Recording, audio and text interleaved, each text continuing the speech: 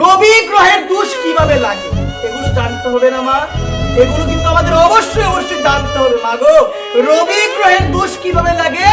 রবি গ্রহের দোষ লাগে আপনার ঘরের মধ্যে যদি পর্যাপ্ত পরিমাণ আলো থাকে, সেই আলো থাকা সত্ত্বেও যদি আপনি বাল্ব প্রজ্বলিত করেন, তাহলে রবির চরণে কিন্তু আপনার অপরাধ হবে। একবার প্রেমসে বলো রাধে রাধে।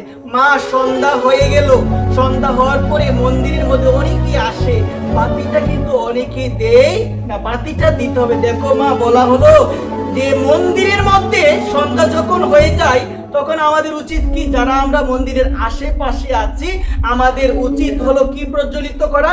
এই যে মন্দিরের লাইট গুলো রয়েছে না মা, সেগুলো আমাদের প্রজ্বলিত করতে হবে। আপনি ভাববেন প্রজ্বলিত এমনি করবে, এমনি করবেন না, প্রজ্বলিত করলে কিন্তু আপনার মঙ্গল আছে। একবার প্রেমসে হলো রাধে। এখন কথা হলো রবি গ্রহের দোষ থেকে মুক্ত হতে গেলে কি করতে হবে?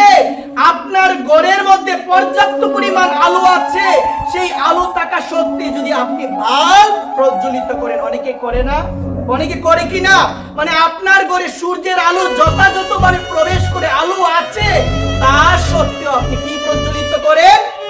বাল্ব প্রজ্বলিত করেন। এটা কখনো করা যাবে? যদি করেন কার চরণে অপরাধ হবে?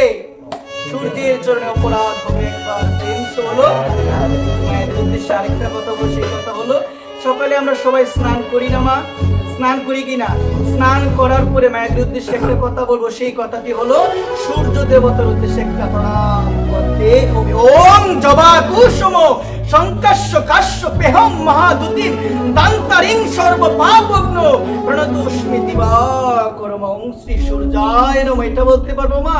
ওং শ্রী সূর্যায় নমঃ এটা বলতে পারবো সবাই আমরা? এটা পারবো না। ওম জবা কুসুম সংকাশ্য কাশ্য পেহম মহাদুতিম দান্তারিং সর্ব পাপগ্ন প্রণতোস্মি দিবাকরম, এটা আমরা সবাই পারবো, কিন্তু একটা পারবো, ওম শ্রী সূর্যায় নমঃ। এটা পারবো? ওম শ্রী সূর্যায় নমঃ। আরেকটা কথা মনে রাখতে হবে মা, আপনারা ঠাকুরের উদ্দেশ্যে ঠাকুরের জন্য ফুল দেন না মা? কি দেন গো? ঠাকুরের জন্য ফুল দেন কিনা? কিন্তু আরেকটা কথা মনে রাখতে হবে, বাইরে যাওয়ার পরে কারোর উদ্দেশ্যে একটা ফুল দিতে হবে।